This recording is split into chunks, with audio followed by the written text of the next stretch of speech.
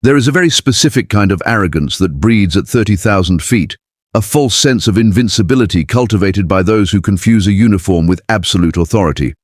For one veteran flight attendant, the premium cabin was not a place of hospitality, but a personal kingdom where she played a petty tyrant, punishing anyone who dared to forget she was in control.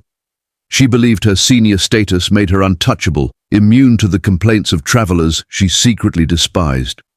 She thought the quiet woman in seat 2B was just another nameless face to be put in her place. What she did not know was that this unassuming passenger possessed the unilateral power to strip the wings off the entire airline. In a matter of minutes, a deliberate act of public humiliation would trigger a shockwave of consequences so severe it would end careers, rewrite corporate policy, and leave a reign of terror grounded permanently. The ambient hum of the idling jet engines vibrated through the floorboards of the flagship aircraft as boarding commenced. Overseeing this domain was flight purser Madeline Sterling. With 20 years of seniority, Madeline had perfected the art of weaponized service. She possessed a terrifying ability to deliver insults disguised as apologies, wielding airline policy to subjugate passengers and terrify junior crew members. To Madeline, the people paying thousands of dollars for these seats were merely obstacles in her meticulously orchestrated routine. She demanded absolute compliance and had built a career on isolating and humiliating anyone who challenged her unspoken rules. As she marched down the aisle, her eyes scanned the cabin for weakness, eager for an opportunity to assert her dominance before the doors even closed. In seat 2B sat a woman who did not fit the typical profile of Madeline's easily intimidated targets. Dressed in an immaculate but understated navy blazer, she was completely absorbed in a thick, leather-bound portfolio filled with dense technical schematics and regulatory compliance forms. She exuded a profound, undisturbed stillness. She was not demanding pre-departure champagne, she was simply doing her job. Her name was Chief Inspector Eleanor Vance, one of the most feared and respected compliance auditors operating under the Federal Aviation Administration. Eleanor was a ghost in the system, deployed to silently observe and systematically dismantle operational hazards. Her presence on this flight was a routine, unannounced inspection, a procedural check that would have been entirely uneventful if Madeline had simply possessed a shred of professional decency. As Madeline glided past row 2, Eleanor briefly looked up from her complex diagrams. Her throat was dry from hours of exhaustive terminal inspections, and she offered a polite, softly spoken request for a plain glass of water. It was a microscopic interaction, a fundamental expectation of premium service, but in Madeline's twisted hierarchy, it was an unacceptable disruption. The flight attendant stopped, her rigid posture radiating contempt. She looked down at Eleanor, her lips curling into a smile that did not reach her cold, predatory eyes. Madeline informed her in a tone dripping with saccharine condescension that beverage service would be conducted strictly according to her schedule. She expected the woman to shrink back, to apologize, to accept her place at the bottom of the cabin's power dynamic. Eleanor did not blink. She simply maintained eye contact, her expression completely neutral, and calmly reiterated that she required water to take medication, leaving the portfolio open on her lap. To Madeline, this calm insistence was a declaration of war, an intolerable defiance of her authority in front of an audience of high-paying witnesses. The purser spun on her heel and marched to the galley, her mind racing with vindictive calculations. She bypassed the bottled water and instead grabbed a plastic tumbler, filling it to the very brim with a dark, sticky cranberry juice cocktail. It was a beverage practically designed to ruin fabric and destroy paperwork. Madeline returned to the cabin, carrying the overflowing cup with a dangerous, deliberate tilt, wanting the entire cabin to see what happened to those who questioned her. The execution was seamless in its cruelty. As Madeline reached seat 2B, she abruptly shifted her weight, feigning a sudden loss of balance. Her wrist snapped forward, sending the crimson liquid cascading directly into Eleanor's lap. The sticky juice saturated the woman's trousers, flooded the leather portfolio, and soaked into the intricate regulatory documents representing hundreds of hours of federal labor. A collective gasp sucked the air out of the first-class cabin. Passengers froze, their eyes darting between the ruined documents and the flight attendant. For a fraction of a second, absolute silence reigned. Then, Madeline tossed a single paper napkin onto the ruined pile. With a theatrical sigh, she offered a sarcastic apology, advising the passenger to mail a complaint letter if she was truly bothered. Madeleine pivoted away, a triumphant smirk plastered across her face, fully expecting the woman to break down in tears or launch into a hysterical rage. But the reaction she received was something far more terrifying. Eleanor Vance did not shout. She did not scramble to wipe up the sticky mess. She slowly closed the saturated leather portfolio, sealing the ruined documents inside. Her breathing remained perfectly even, her posture rigid and unyielding. The sheer, unnatural calm radiating from seat 2B caused the surrounding passengers to lean away instinctively, sensing an impending detonation. Eleanor calmly reached up and pressed the flight attendant call button. The chime echoed through the tense cabin, a ringing declaration that the game was not over. When the purser returned to the seat, her posture was a picture of bored irritation. She aggressively whispered that the passenger was causing an unnecessary scene and threatened to have her removed from the aircraft for delaying departure. But Eleanor finally moved. She reached into her suit pocket and extracted a heavy leather credentials case.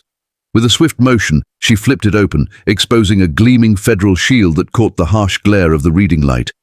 Eleanor spoke, her voice a commanding force that cut through the recycled air.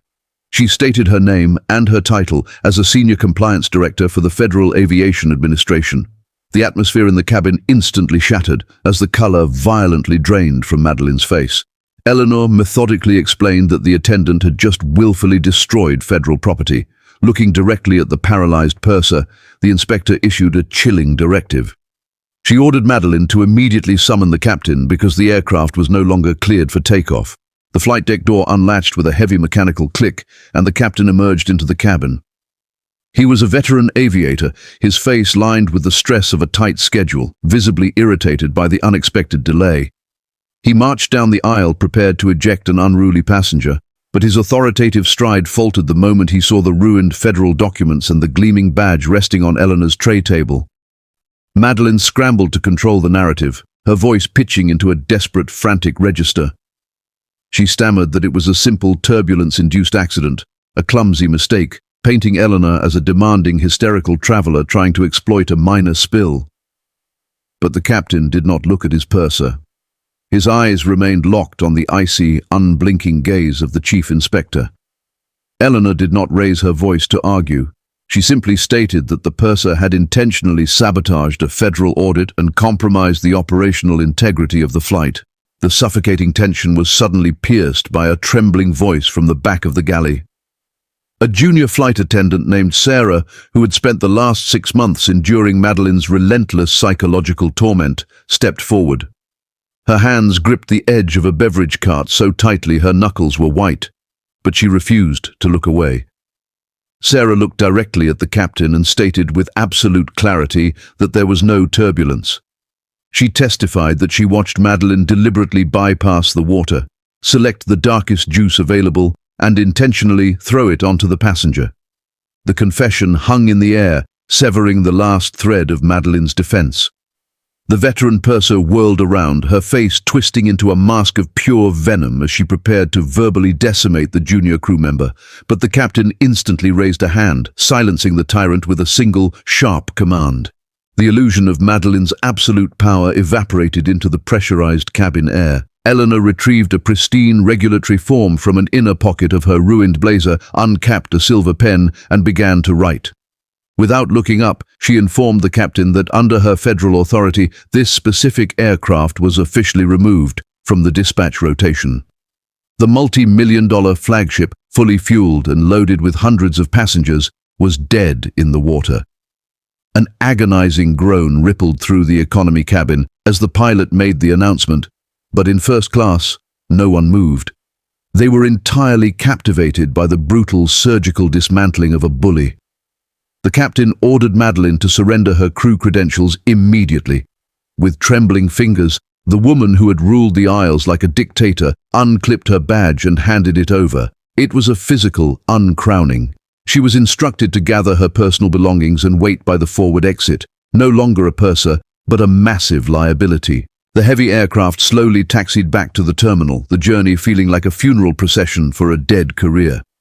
When the forward door finally swung open, it was not the ground crew waiting on the jet bridge. A team of airline executives and Federal Transit Security officers stood ready.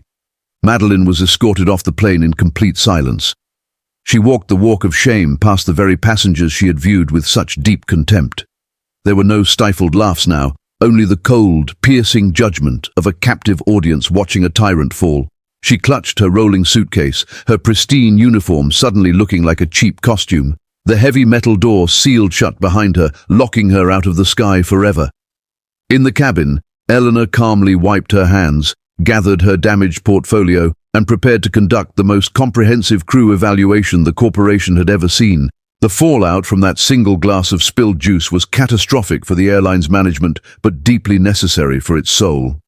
Eleanor's subsequent investigation tore through the corporate hierarchy, exposing years of buried complaints, systemic harassment, and complicit managers who had protected Madeline's toxic reign. The airline was forced into a humiliating public settlement, completely overhauling their crew resource management and firing multiple executives.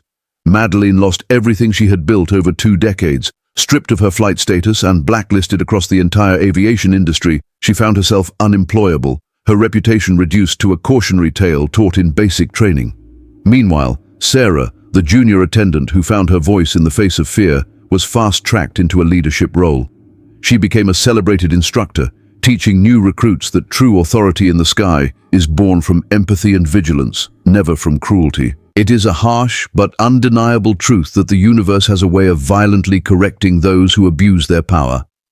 Madeline thought her uniform made her a god, but it only took one quiet woman with a badge to remind her that true power whispers while arrogance screams. She went from traversing the globe in luxury to ringing up stale pastries at a generic airport coffee stand, forced to watch the contrails of jets she would never board again. Her legacy was erased, replaced entirely by the courage of a junior co-worker and the iron will of a federal inspector. If this story of ultimate retribution and justice resonated with you, do not let it end here. Engage with the algorithm by hitting the like button and share this video with anyone who needs a reminder that bullies always fall. Drop a comment below telling me which moment of karma felt the most satisfying, and make sure to subscribe for more intense stories of power, consequence, and revenge.